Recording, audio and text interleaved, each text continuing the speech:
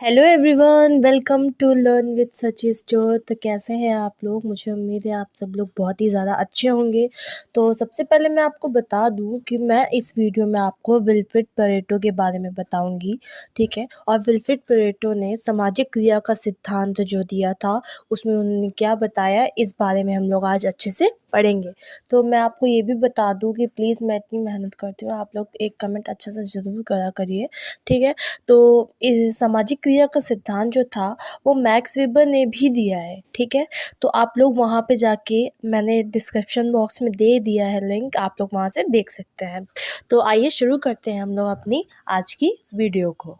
तो आधुनिक सामाजिक विचारों के इतिहास में विल्फ्रेड पेरेटो जो थे वो इटली के एक प्रमुख सामाजिक विचारक थे। इनका योगदान जो था वो बहुत ही अत्यधिक महत्वपूर्ण था। पेरेटो एक समाजशास्त्री और अर्थशास्त्री दोनों ही थे। उन्हें गणित समाजशास्त्र का संस्थापक भी माना जाता था। उनकी सभी रचनाएं जो थी वो असामान्य योग्य, क्षमता और प्रतिभा को दर्शाती थी।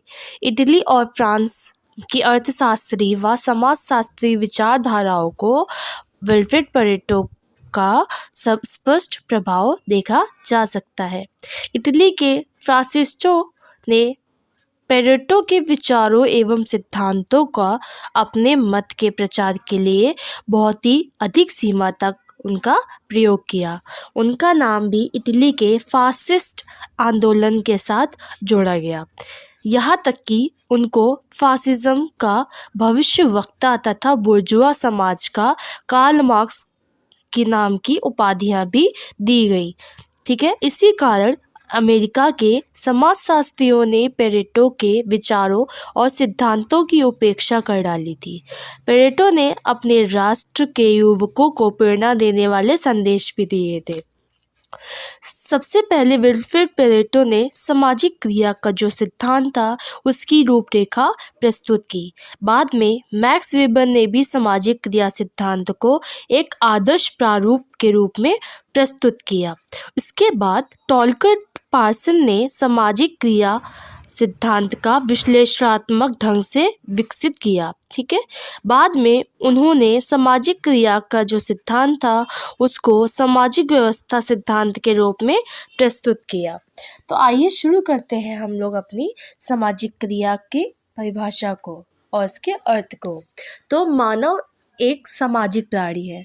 अपने जीवन की सभी आवश्यकताओं को वह स्वयं ही पूर्ण नहीं कर लेता, बल्कि अन्य व्यक्तियों का भी उसे सहारा देता है। आवश्यकता पूर्ति के लिए उसे अन्य व्यक्तियों से सहयोग लेना होता है, साधन जुटाने होते हैं और अन्य व्यक्तियों के संदर्भ में व्यवहार भी करना होता है, और यही सामाजिक क्रिया अस्तित्व में आती है। सामाजिक क्रिया के लिए कर्ता, परिस्थितियों एवं प्रेरणा का होना भी अति आवश्यक होता है। सामाजिक क्रिया को परिभाषित करते हुए मैक्स वेबर ने कहा था कि सामाजिक क्रिया वह क्रिया है जिसमें कर्ता या कर्ताओं द्वारा लगाए गए प्रातीतिक अर्थ के अनुसार दूसरे व्यक्तियों के मनोभावों एवं क्रियाओं का समावेश हो और उन्हीं के अनुसार उनकी गतिविधियां तय हो।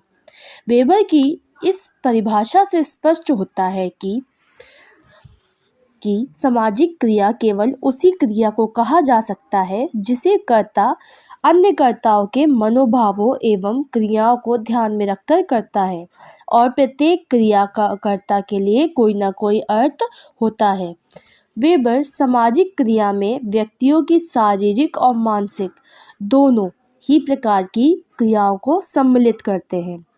टॉलकर पार्सन ने भी कहा था, इनके अनुसार सामाजिक क्रिया कर्ता की परिस्थिति व्यवस्था में वह प्रक्रिया है जिसका अकेले कर्ता के लिए और सामूहिक रूप में उस समूह के व्यक्तियों के लिए प्रेरणात्मक महत्व होता है।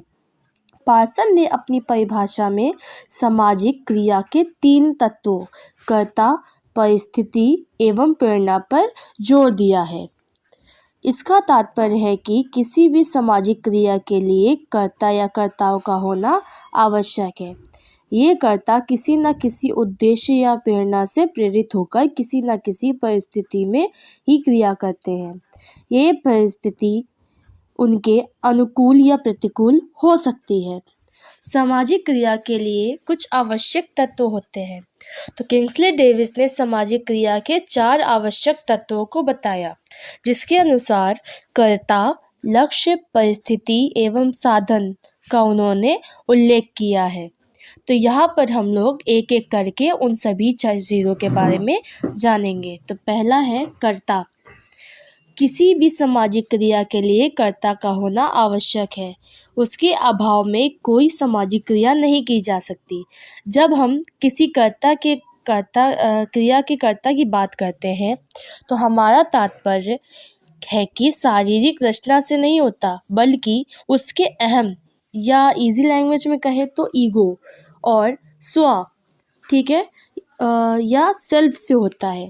यह किसी वस्तु का नहीं बल्कि मैं और मुझे का बोध कराता है। अहम एक प्रातीतिक वस्तु है जिसमें जागरूकता एवं अनुभव होता है।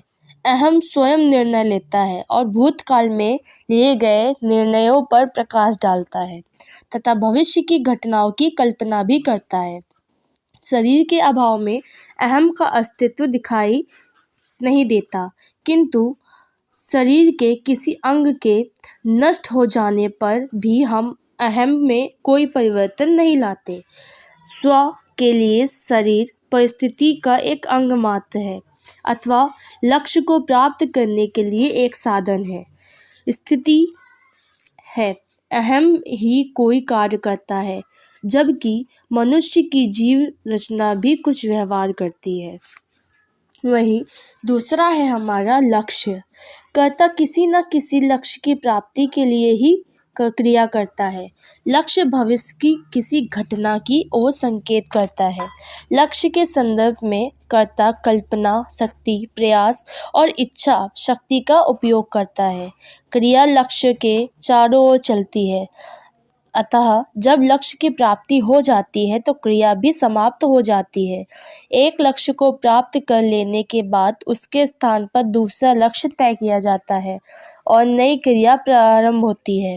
लक्ष्य का चुनाव करते समय सामाजिक मूल्यों का भी ध्यान में रखना होता है। यदि कोई घटना स्वतः घट जाती है जिसमें कर्ता की इच्छा व प्रयत्न शामिल नहीं होता तो उसे हम लोग लक्ष्य नहीं कहते हैं। वहीं तीसरी स्थिति होती है। प्रत्येक क्रिया किसी परिस्थिति या स्थिति में ही की जाती है। स्थितियों में हम उन बाधाओं और सुविधाओं दोनों को गिनते हैं जो क्रिया के समय उपलब्ध होती है। लक्ष्य प्राप्ति में केवल प्रयत्न और इच्छा ही सम्मिलित नहीं होती, बल्कि वे बाधाएं भी हैं जो लक्ष्य पूर्ति में सामने आती हैं।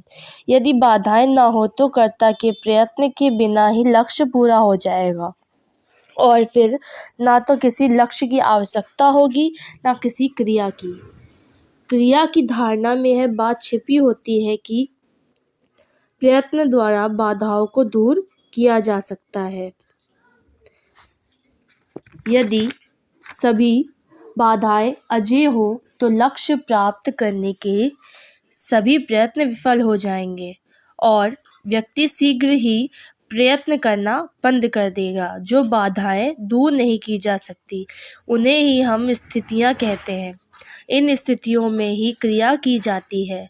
उदाहरण के तौर पर एक व्यक्ति दिल्ली से मुंबई जाना चाहता है तो वह अपना हाथ हिलाकर इस दूरी को शून्य में नहीं बदल सकता। इस दूरी को एक विद्यमान स्थिति मानकर कर्ता को मोटर या वायुयान आदि के द्वारा ही दूरी को कम से कम करने का प्रयास करना होगा। वही साधन, लक्ष्य को प्राप्त करने के लिए साधन का होना भी आवश्यक है और उनका प्रयोग करना भी आवश्यक है।